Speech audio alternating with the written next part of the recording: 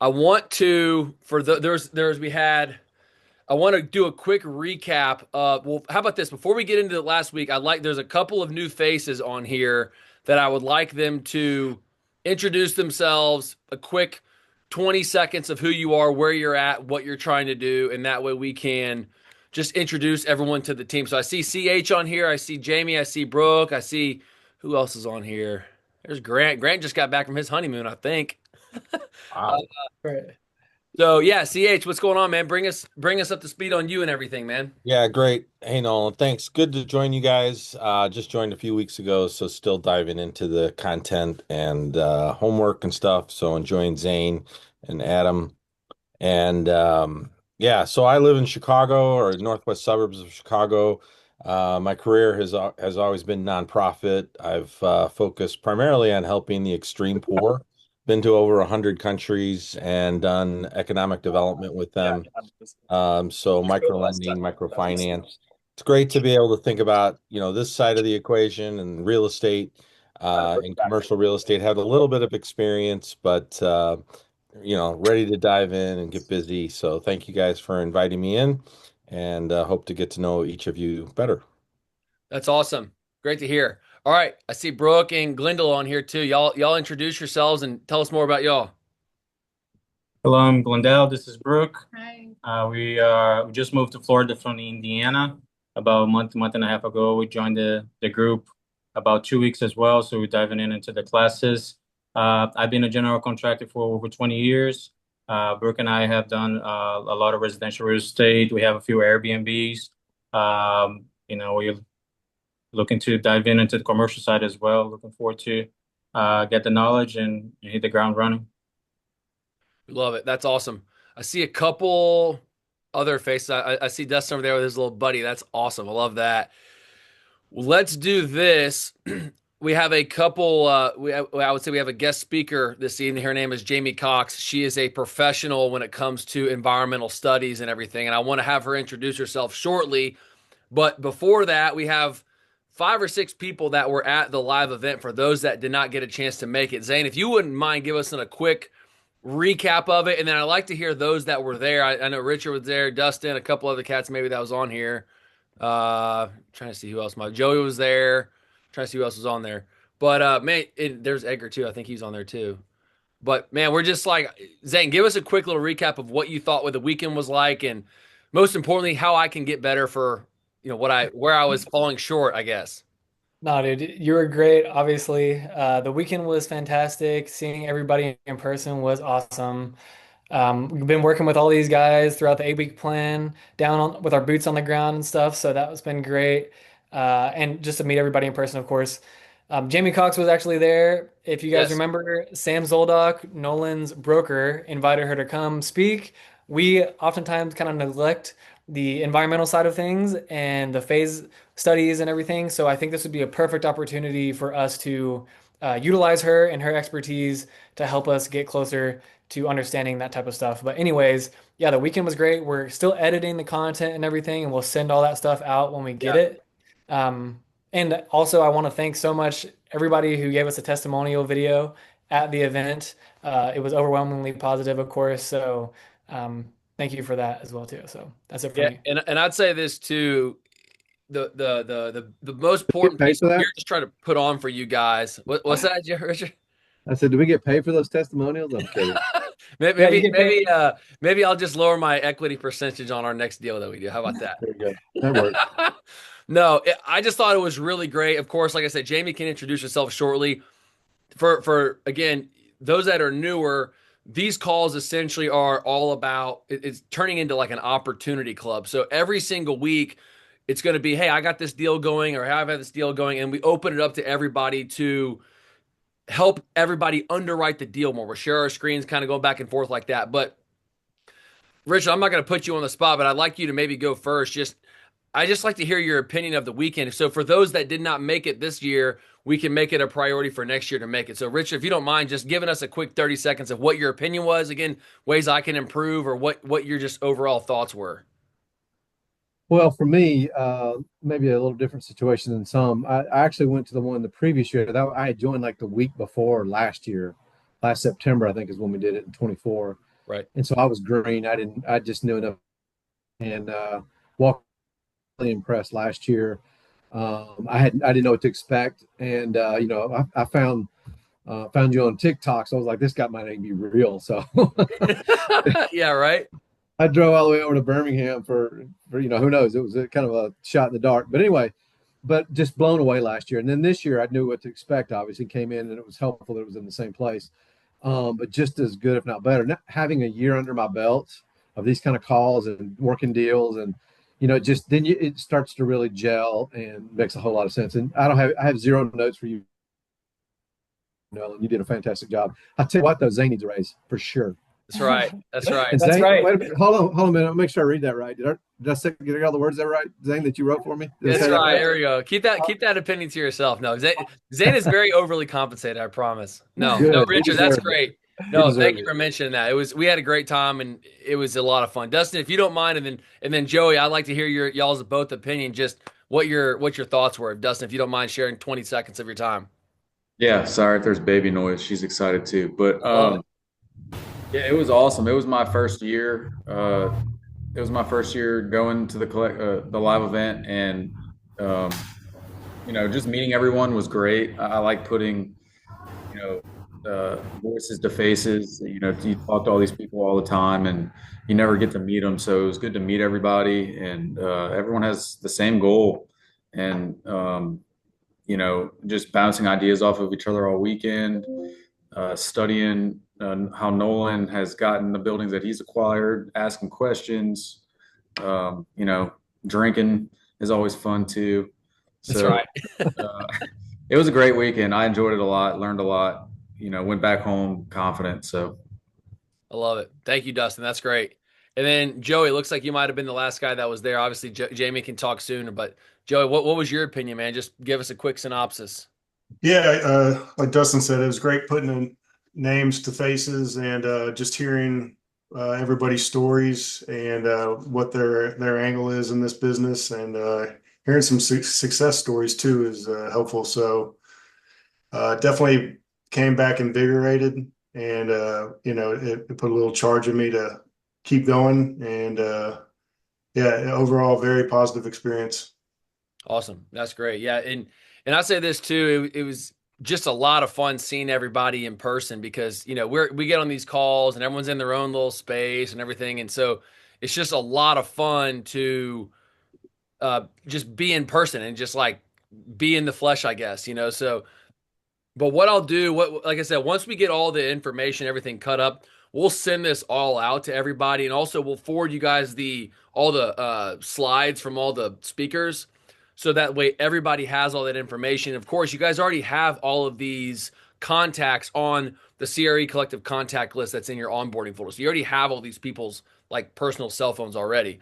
But if you would like a personal introduction anyway, you're working on something like, for example, Richard's under contract right now on a deal. Dustin, I mean, he already closed on like 4 deals. He joined maybe like back in May, and you've already closed on a deal, which is awesome. So if anything, if you need an introduction just to kind of put your email and name at the top of the stack of one of those guys, just text me one off and I'll do that like immediately. I'll make sure that I can get that email and that information out very quickly. So before we jump into tonight's call, does anyone have well, I also want to congratulate Grant as well, because Grant just got married.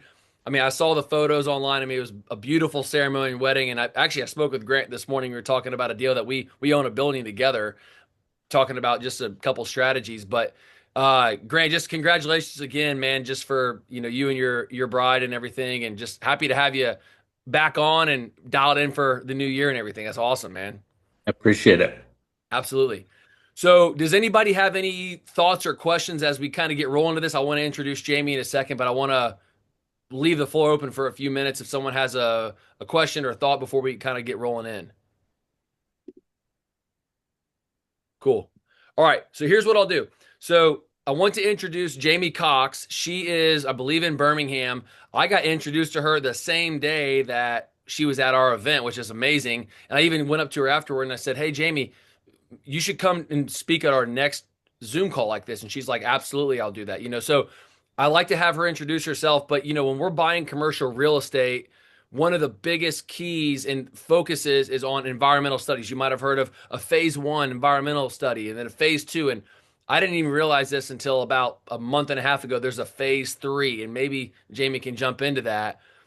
Hopefully none of us ever have to experience that, but that's a thing.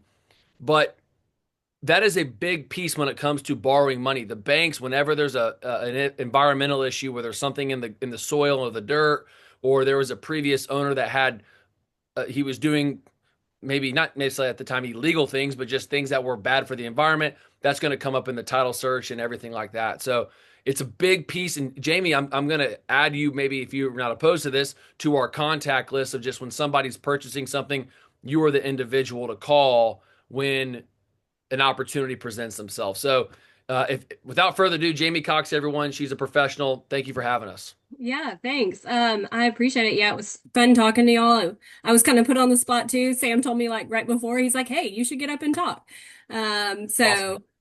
This may be some of the stuff I touched on if you were there in Birmingham for the live event. But I put together some slides that we can go over if you guys have time. Happy to answer any question you guys have. I'm not a lawyer. I'm not going to charge for your time. Like if you have a question about something, just give me a call. I love to talk through scenarios. I'm not expecting it to lead to a deal. Hopefully we can work together. But always happy to chat with people interested in real estate and any environmental questions. I've been an environmental consultant for 13 years now. So seen a lot of different scenarios, and hopefully I can dive into whatever hopefully have experience in whatever your problem is that you're looking into. No, that's great. If you wouldn't mind, I don't know if you have like slides prepared or anything like that. If you do, great. If you don't, you don't. I would ask, when someone is looking at a project, when they're beginning to do, I would say, and I think everyone's on the same page, we all focus on a very specific type of real estate, 10 to 40,000 square feet, 16-foot clear heights, multiple roll-up doors, less than a mile off the highway. That's kind of our bread and butter. Mm-hmm. I would say, and I could be wrong for doing this, but I always kind of gloss over the environmental study. I always just assume that it comes back clean, just because usually they do. But anytime there is an issue or something, I would say it gives me a negotiation tactic and a point there. But can you go over maybe how environmental studies impact maybe purchasing a piece of property, what you do, how you add value to closing a deal, and what all the details are when it comes to doing environmental studies like that? Yeah, so I did talk with Zane and put some slides together based on our call. So I'll go ahead and share those, and I can kind of dive into it. Okay, I just sent a request to share. Perfect. We won't bore you to death with slides, everyone, but I'm actually very intrigued with this myself because, like I mentioned, I always gloss over. I just assume the phase 1's going to come back clean, and then you have a phase 2. Then it just gets a little dicey, and some banks get spooked. But when you have a professional like Jamie on your team, which I guess we're going to be teammates now, Jamie. Now you do. Out loud now. So yeah, that excites me to know that we're moving forward like that. So that's awesome. But yeah, please go ahead. Yeah, and also, I mean, I technically don't use the term phase 3 since you asked about that earlier. Okay. But some people call a cleanup phase 3. Gotcha. I also sometimes do what's called a limited phase 2, which it may be that you decide you don't want to buy the property if it's contaminated. So my goal in a limited phase 2 is just to test the soil and groundwater to say, do we have a problem or do we not? I'm not defining the scope of the problem, how deep it is, how wide it is. So if you decide after a limited phase 2 that you do want to buy the property, even though it's contaminated, we may need to do more of a full-blown phase 2 that fully defines the problem so we can develop that cleanup plan. I understand. So just to kind of answer on that. And then start us from the beginning then. Yeah, give us the details on like, what it is that you do, the value that you bring, what is environmental studies, why is it valuable, like that kind of thing. Yeah, and I'm happy with an open format, so you won't bother me if you interrupt me, but I'll start going through the stuff I put together. Wonderful. So why do you need due diligence? Hopefully you guys all know this, but the main thing that I say over Jamie? What's that? Is your screen being shared?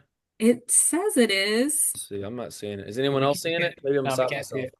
Nope. Oh, oh, oh, it's highlighted, but There it goes. There there it it goes. Okay, there we go. But if Perfect. you There we buy the go. property, you buy the problem. I say that over and over again, and I know it's annoying, but people just don't realize the full scope of it. I know that they're not doing active cleanup on the property now, and the state may never find out about it and never require you to clean it up. But you could have a tenant that gets cancer and decides to sue you. You could have the state find that the property next door is contaminated and it goes back to your property being something with hazardous materials in the past. So it can always come back to bite you, which is why it's really important to know what you're getting and what is the history of that property. And doing your phase one environmental site assessment gets you that liability protection. So if I do the phase one and I don't find any problems, you're still protected there because you have that innocent purchaser defense. So you get the peace of mind, not only that I didn't find anything, but if I'm wrong, that's not on you either. Like you can take that to court and win it and say I'm not responsible for it. You can avoid costly surprises. I'm going to dive into some scenarios. I just did kind of some examples of projects where they were able to save some money on it, but without doing the environmental, I know there's always surprises in construction and remodeling that you don't plan for. So the more you can know up front, the better you can budget your project. And then help make your investors aware of what type of property you're buying, what type of issues you may have in the future, and can you get a deal on the property during your due diligence period? What does I'm just curious, like, is there like a square, like a price per square foot to clean up a site, or is it depending upon like, oh, hey, there's an acre of dirt, we're going to develop a site, or there's a building that's already on there, occupied, maybe leased, but is there like a price per foot of just like, remediation that goes into that, Unfortunately, round it's number? very site specific. Okay. It depends on the type of chemical because certain chemicals are harder to clean up. You have your gasoline type products, or they're called LNAPLs, or we call them floaters because they float on top of the groundwater table. And then you have like your chlorinated solvents, like your dry cleaning solvents and degreasers that are called dense DNAPLs that are on the bottom of the water table, which are a lot harder to clean up because they're not as easy to access. It also depends greatly on how much of the product was released. I mean, we have a lot of sites where you've got a in-ground hydraulic lift that leaked and you just dig up the dirt and haul it off. That's your cleanup. Okay. So it's more about not the square footage, but the amount of the release and the type of chemical. Understood. So for those of you who don't know, what a phase one is going to include is your site visit. You've got your interviews, you're talking to the property owners, the state regulators. If there are issues involved, you're talking to any tenants and previous owners if we're able to get in touch with them. A lot of times those are hard to track down, but if we can get them, they're great. I mean, half the time I'll interview the local mayor if it's a small town because usually he knows everything about every property. So they're a great resource. Then you're looking at your regulatory files for the property, your historical stuff. So I'm looking at topographic maps, historical fire insurance maps. Those are great maps. That's kind of, you can't see it well, but this map right here with the green outline on it, that's a fire insurance map. So it's going to plot every tank, everything that would be flammable. So the fire knows how to respond to it. They made them a lot in the early 1800s to like the 1950s. And those are great resources for historic information on the property. Little sidetrack. One thing I wanted to point out too is you'll notice this one has a bunch of little red rectangles on it. Those are actually all properties that this was a part of in the deal. So if they are within a few blocks of each other, sometimes we can put them in one phase one. Typically, they like to see phase ones being contiguous properties, just because you're ordering the database searches and the aerials. But if they're close together, I can usually cut you a big deal by doing multiple at once. And then back to what's in the phase one, the main point is to determine if you have RECs, HRECs, or CRECs. So what that is a recognized environmental condition. And then you have your historical recognized environmental condition, which means you had a release, it was cleaned up, it's not a problem anymore. So HRECs are not an issue, but they need to be identified. And that's actually something that you can use to show for future sales of your property. It's kind of your gold star, like, hey, we're cleaned up. And then your CRECs are controlled RECs. So maybe it wasn't cleaned up to residential standards, but you have protections in place, like a groundwater use restriction or a commercial use restriction that are still going to give you that value on your property for resale. Because usually if a property is commercial, it's not going back to residential. They're going to use it for future. Occasionally you'll have apartments be built on former commercial areas. But usually once it's commercial or industrial, it stays commercial or industrial. Why is that, And Jamie? then, You know the answer to that, why that is? no, I don't. No, not that I'm not trying to be like a teacher here, but for Yeah. everyone's awareness, when especially if you're doing a rezoning and let's say that a site is residential and you're moving it to commercial, or maybe it's apartments to commercial, whatever, the municipality, if you move it from residential to commercial, they view that as a higher and better use, and the municipality simply won't vote to degrade or downgrade the site from what was higher and valuable to what it is now, because honestly, it makes them less money because now they have a less assessed value of that property. So Gotcha. anytime they up it to some new, especially commercial, that's truly the highest and most valuable use of that parcel. Gotcha. I Just always so think everyone's about it from the understanding. environmental perspective. So that's good to know. I didn't think about zoning and them getting their taxes. That's right. That's all they give a shit about, honestly. Yeah. They don't care about us, the lonely investor. No. And then you've got your non-scope items. These are things that are not always included in a phase one, but can certainly be added on if you request them. They're also called business environmental risk in a phase one. There's something that don't meet that definition of a hazard. A REC is either a hazardous material or a petroleum product. So if it's something that's not a hazardous material or a petroleum product, falls under that business environmental risk or a non-scope item. So you're looking at, so your asbestos in your building materials and your lead-based paint, they actually fall under those because it's not contamination to the soil and groundwater. It's within the building materials. And then you've got, your physical items like your wetlands, your endangered species, floodplains, that type of information. Do you have noise issues? With railroads, airports, traffic, like are you right next to an interstate? And then historic preservation. Are there any, if you're planning on doing remodeling, is there any historic around there that's going to give you some issues that you're going to run into? And then, so you take all that, put it together, write a report, and the goal is to identify any contamination before you purchase it. And obviously to get that liability protection as well. I have a question. Yeah, go. So you said earlier these historical reports go back to the early 1800s.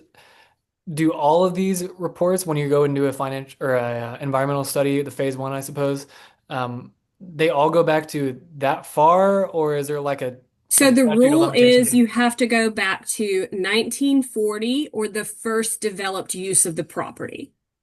So it's as old as that property was developed. Now, if it was a farm field in 1940 or woods in 1940, I can stop there.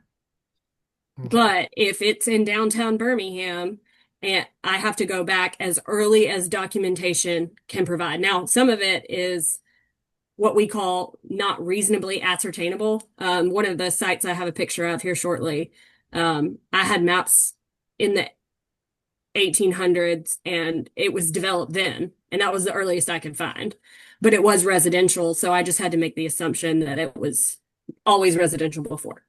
Okay. Understood. And then I kind of wanted to tell y'all about desktop reviews. Not everybody does it, to each his own, but sometimes if you're not ready to pull the full trigger on a full phase one, but you want to get some upfront data on your properties, this is something I put together. It's, a shorter report. We're not doing site visits. We are looking at it's really customizable. I have different clients that do it different ways, but you're looking at a checklist of potential red flags for the property that may be able to get you a discount on the deal or may say, hey, I'm not going to go any further. That scares me. So you can get that report at a cheaper cost because you're not doing a site visit. Maybe you're not pulling all the database reports, and you can get it quicker. On the phase ones, the like city directories, and then if you're doing a title lien search, those are the two things that can take almost a week to get back. Some people will say that it takes 6 weeks to get a phase one done. Most of the time I can get it done in a week, but it's based on those two things. So a desktop review I can knock out in a day if we're not trying to get that data. Hey, Jamie, could I ask a quick question? Yeah. So let's say we're buying a piece of property, and there's not a current phase one done on it that we're aware of. And so let's say we're in our due diligence period on a piece of property. Would you recommend us doing maybe a desktop review to start? And if we find anything, go into a full phase one, or how should we typically approach a property that we don't know that there may or not be a phase one done recently? It's really personal preference if you think that getting that data early can help negotiate your deal, or if you think that there's items that are going to scare you away from the deal, that you don't want to invest the full cost up front, kind of minimize that due diligence cost that you may lose. So I think it's helpful in planning and being able to negotiate cost. I do always recommend if you're purchasing the property to do a full phase one, just because the desktop review is not giving you any liability protection. It's just giving you a little peace of mind. So if we did like a desktop and then we found something or we felt like we were going to go ahead and purchase the property and we decided to go ahead and do the full phase one, would you just roll that into the cost of the phase one? And so I would, we provide a discount on the phase one for the time that we already put into that. Because obviously I'm not going to have to research certain sections again because I already have that done. Can you give us ballpark figures? I don't want to pigeonhole you, but like what a desktop review might cost versus a full phase one? So a desktop review, because they're customizable, it ranges. But if we're not doing a database search, which that cost me like $400, then I can usually do the desktop review for about $500. Okay. And then you're looking at $2,500 for a full phase one. Okay. And that's a local price. So, that's Birmingham. Yeah. So I have consultants in other cities that I can partner with to do the site walk for me so they can be my boots on the ground. So sometimes I can get a local price. I will say if you can get 3 or 4 together in the same city, I can usually bid a local price on it. But if I'm just flying to California for one site, it's pretty impossible to get that done for $2,500. Sure. Okay. That's helpful. Thank you. I have a question too, Jamie. So let's say that you're buying a building that let's say the previous guy bought it in 2015 and you're buying it in 2025. So it's been 10 years. He has a phase one that he did previously and it came back clean, right? Or whatever you want to call it. Is there a reason to do another one, or is that phase one? Is it almost like title insurance? Like, hey, they did a phase one at this date in the past and it just carries forward into the future. Like, what's your opinion on that? So the ASTM standard actually specifies that it has to be within 180 days. So it's only good for 6 months. Oh, wow. Okay. So again, updates are cheaper because I don't have to do all the historical research that I did before. But you do have to do a new site visit. You have to do new interviews. Wow. And you have to run a new database report. So, and it's a shortened database report because I'm not pulling all the historicals. I'm just pulling the newer stuff. So, yes, you do have to do a new one. If you are buying a property that has a phase one, like say the seller went ahead and did it himself, there is something called a letter of reliance. Usually people will give you a letter of reliance for $200-$300. And what that is going to do is give you reliance upon his phase one. Now, it needs to be within that 180-day window, but to get the liability protection, you have to be named on the phase one or get that letter of reliance. So, Jamie, you and I actually talked about this at the function. You Yeah. may not remember that because, and Nolan alluded to it. I've got a property under contract right now in Birmingham, Hmm. and they sent me a due diligence package. I haven't looked at it yet, but it's got a phase one in that seller did recently. I hope it's within the last 6 months, because if so, that'll save us some money. And Yeah. then, so I'll just get with you probably next week if that's okay. I'll contact you and we'll look at it and see Yeah. what you recommend to do from here. But we're in the due diligence phase now, so we'll need to address that matter. Yeah. Okay, thank you. Yeah, no, I remember talking to you about it. That's what reminded me to bring that up because I Thank you. think that'll be relevant to a lot of you guys. If you can use that old phase one, I mean, you get the liability protection. I will not say all phase ones are created equal. I see some that are great. I review a lot of phase ones, so I see some that are great. I'm like, oh, I'm going to use that in mine, and then I see some that I'm like, I don't even think this meets the standard. So, if you ever want me to look at one, I can tell you if That's it's why I worth want you the to look paper at it's it. written Yeah. on. Yep. Okay, good. So yeah, on those desktop reviews, you can add on those same things that we mentioned as non-scope items on the phase one.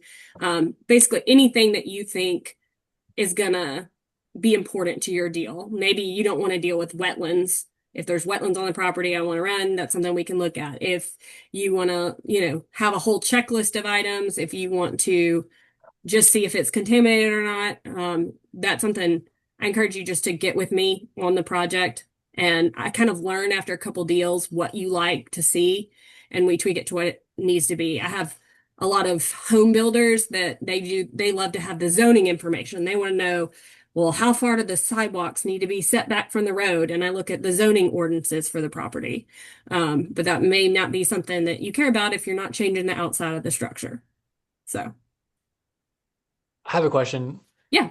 As far as the costs and coming out of pocket versus maybe financing it through the bank, do you find it common for the banks to actually buy the phase one themselves before they lend on it? Or do you find it common that they might reimburse the buyer for buying it themselves first? Or do you ever work with banks just individually? Like how to Yeah, so I have a lot of banks as clients. So a lot of times the potential buyer does not know any environmental consultant, so the bank handles that part. So I work directly with the banks paying me.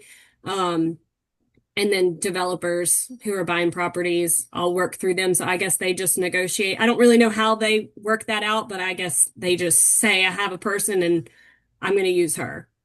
Okay, and they might either wrap that cost in the mortgage probably, and then Yes. Yeah, I believe Yeah. so. Yeah, I was going to ask Nolan, is that how you do it, Nolan? Or Oh yeah, typically done? 100%.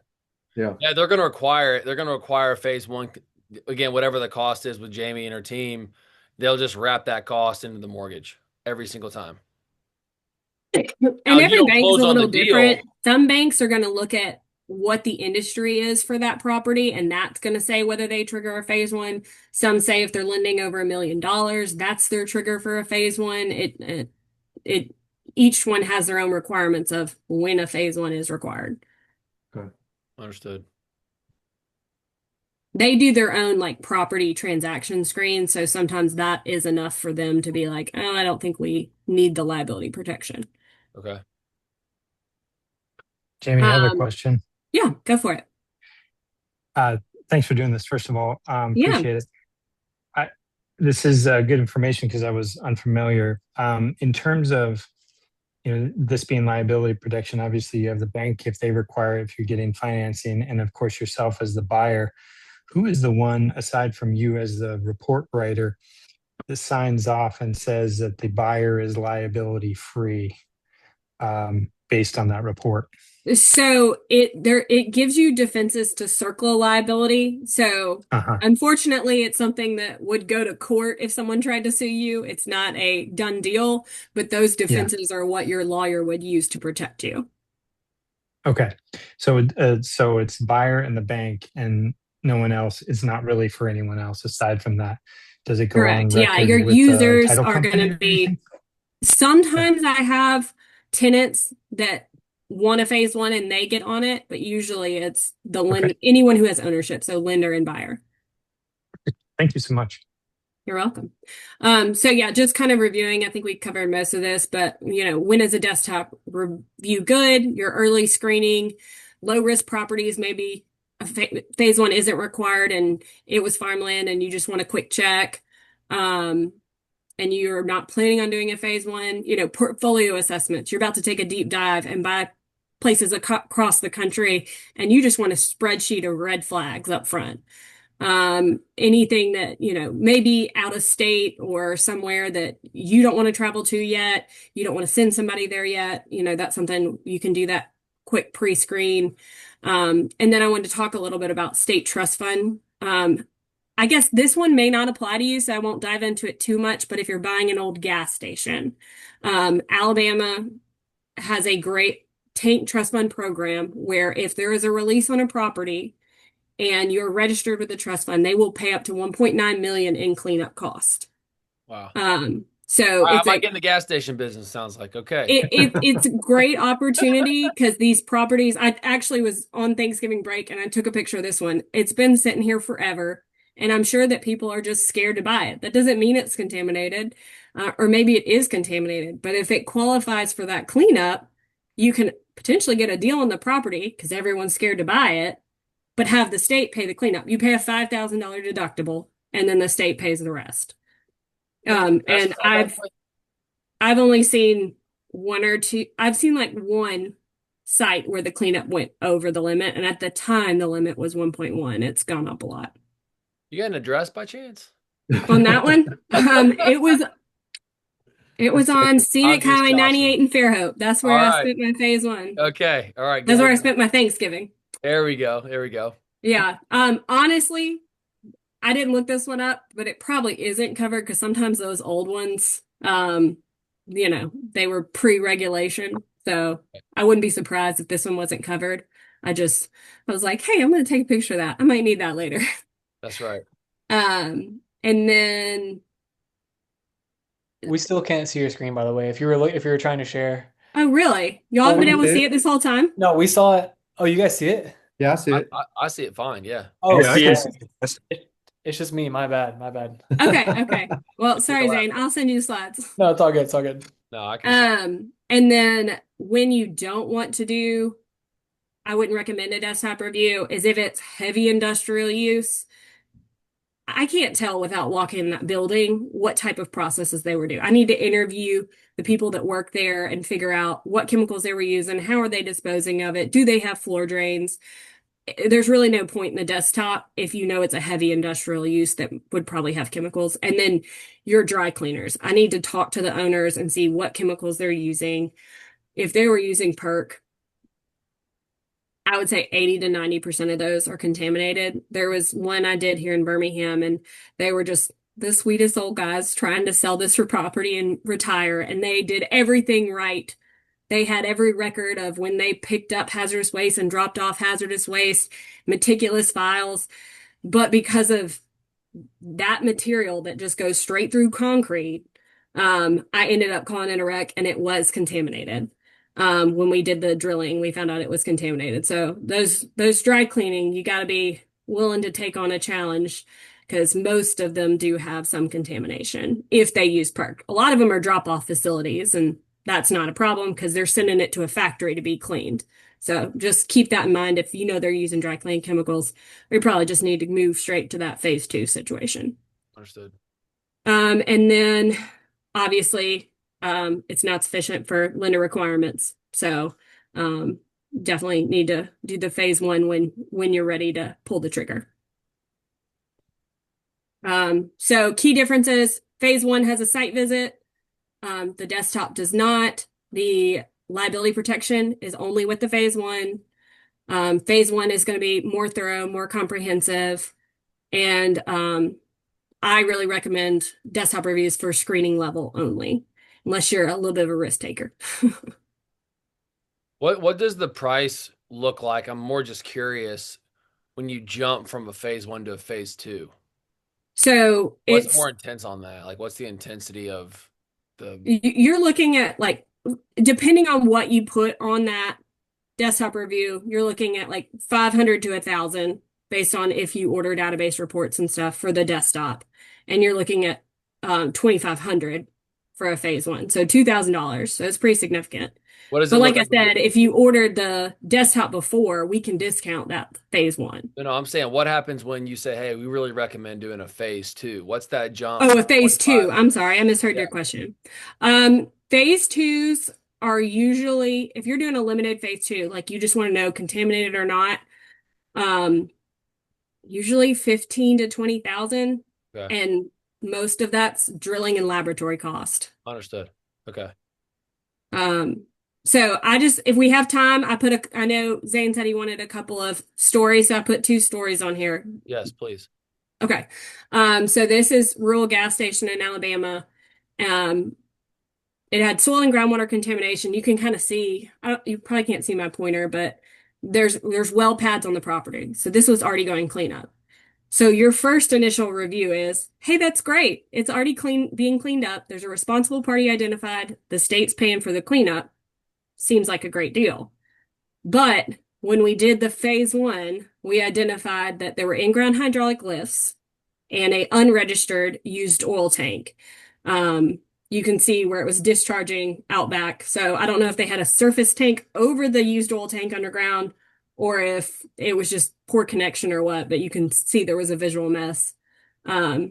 Usually it's not that easy. Usually you can't see the mess. You just are able to identify a pipe coming out of the ground and say, hey, that's where the used oil tank is. But that one made for a great picture. So those 2 items, since they are not registered items with the state, those are not covered under the trust fund. So if those plumes are not commingled, the cleanup for the gas station is not going to clean up those problems. So even though it seems like a great deal, you still got a significant amount of cleanup on the property. Now, those 2 may just be dig and haul, but you still could be looking at 20, 30 grand of digging and hauling stuff off. Understood. So, and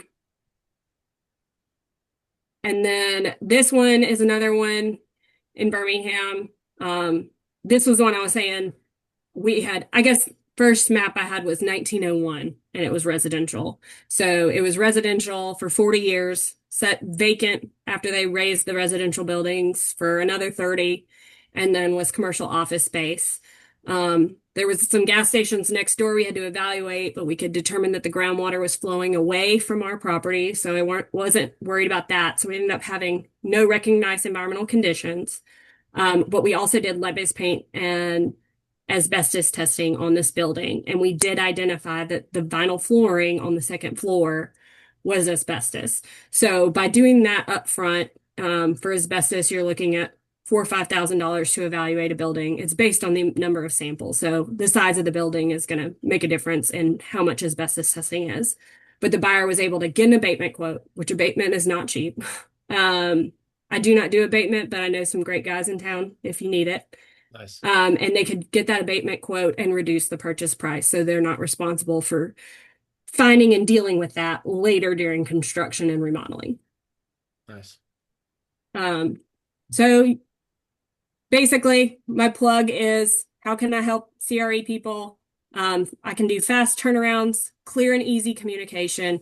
I am not going to wait until the phase one is due to tell you there's a problem with the property. If I find something, a red flag, I'm going to get on the phone with you and say, hey, this is what I'm seeing. I'm going to do some more research, but this is potentially a problem.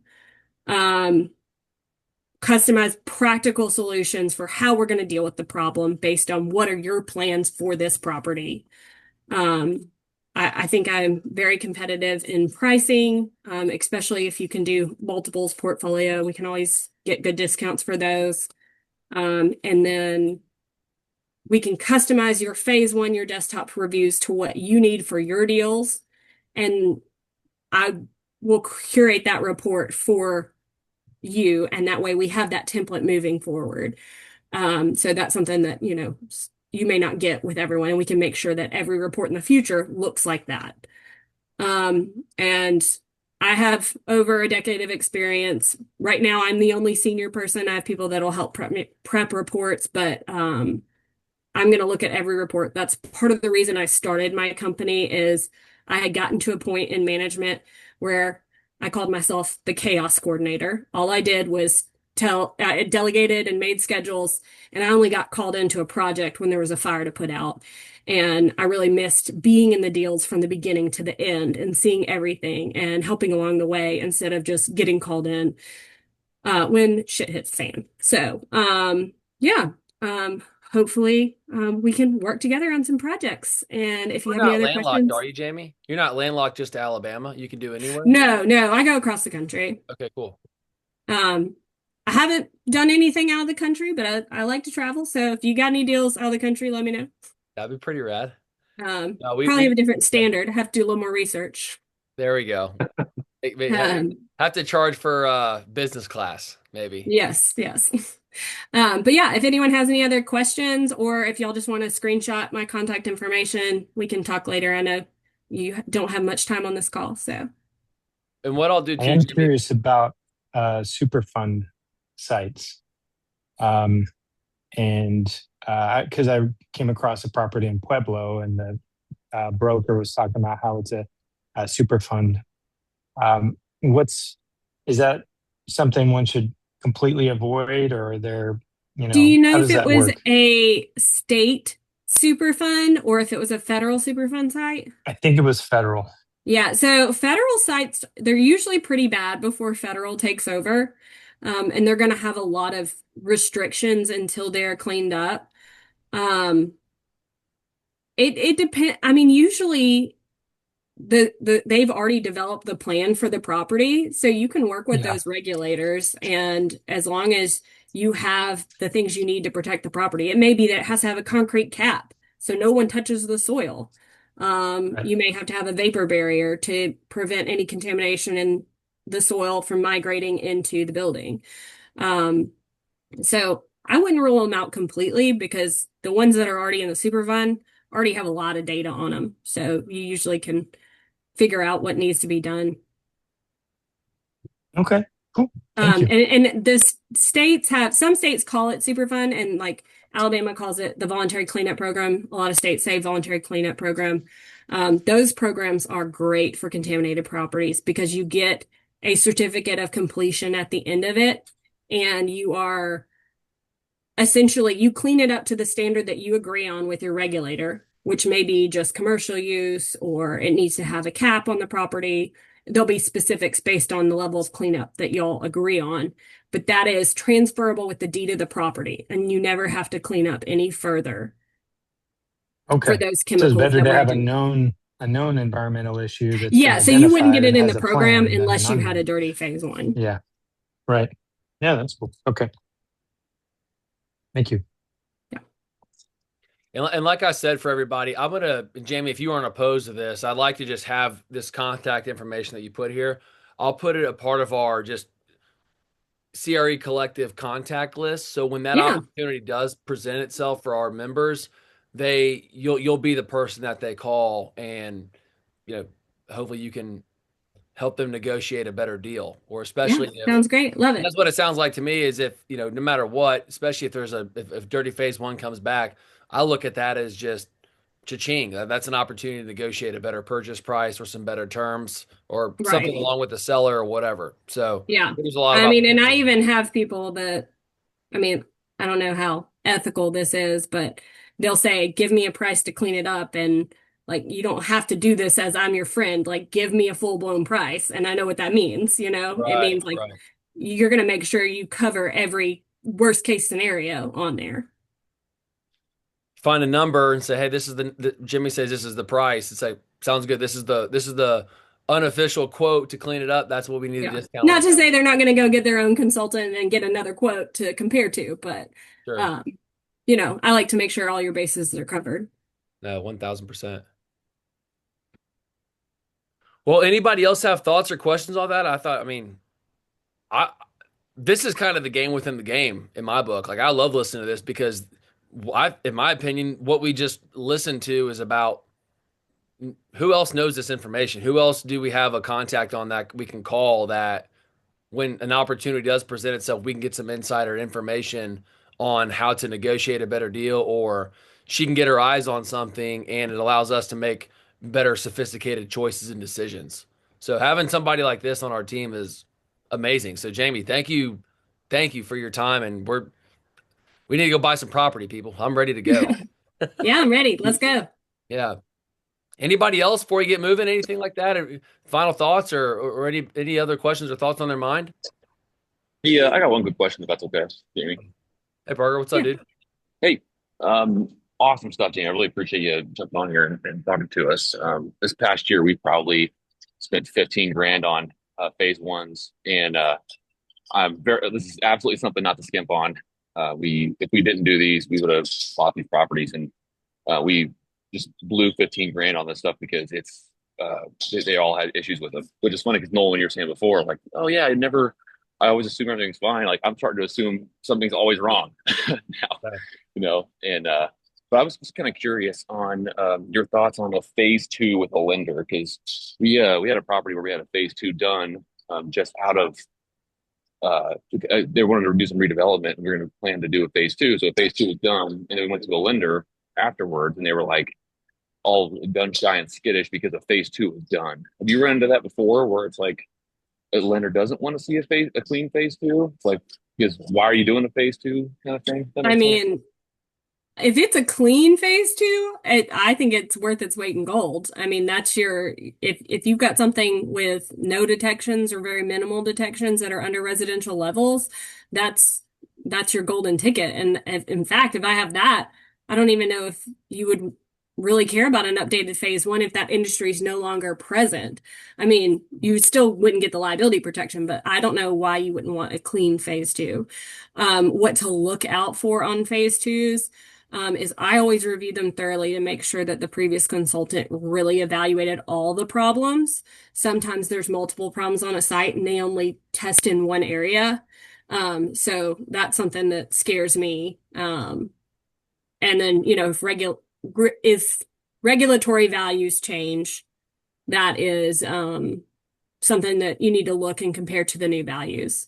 And there's always new chemicals that may not have been evaluated. We've got the PFAS forever chemicals that are all over the news now. And maybe I can give you all a second talk on that because we don't have time for that. But that's always a lot of questions from experienced people in the industry is what's next with PFAS? I'd be curious, Parker, as well, for everyone that's listening to this. Parker says, hey, one bank said that they didn't have appetite for that deal. What would anybody else say to Parker on that situation? Go find a new lender. Go find somebody else. There's 10,000 chartered banks out there. You're going to tell me that one team didn't like you, go get drafted by somebody else. That's what we were all trying to figure out when I was playing. And we did, baby. That's for sure. Go find somebody else. Somebody else will do it. Yeah, that's right. No, that's great information, though, honestly. Well, any final thoughts, Jamie, or anybody else on the call? Really, again, appreciate everyone's time on this. I thought this was really great. Like I said before, I'll go and Jamie, I'll share this link with you as well if you'd like to share it with any of your other, maybe other investors that like to hear more information. But if anybody have any other thoughts or questions for Jamie before we get rolling, like I said, I'll put all her information. I'll upload this to our school and everything. But anything finally before we get rolling out of here? All right. Well, again, Jamie, thank you so much for your time this evening. This has been awesome. I know, at least in Birmingham, it's already dark outside, so my kids are going to be going crazy in the inside, So thanks for making the time this evening. This has been great. I will again put all of her information on our group chat or on our school, so you guys can have that. And again, if someone has thoughts or questions, just reach out to her. She sounds like she's very open to finding ways to help our team succeed. So. And as everyone else obviously knows, like if you got something else on your mind, just text Zane or I. We're always available and wanting to help. So again, thank you, Jamie, for your time. And thanks everyone for making it on. We'll be back online here on next Thursday. But in the meantime, holler at us if something's going on, you're working a deal or anything like that, and we can go from there. Okay? Sounds good. Thanks for the time. All right. Awesome. Thanks, everybody. We'll talk to you guys next week. All right? Talk to you guys soon. Thanks. Yep. Thanks so much. See you guys.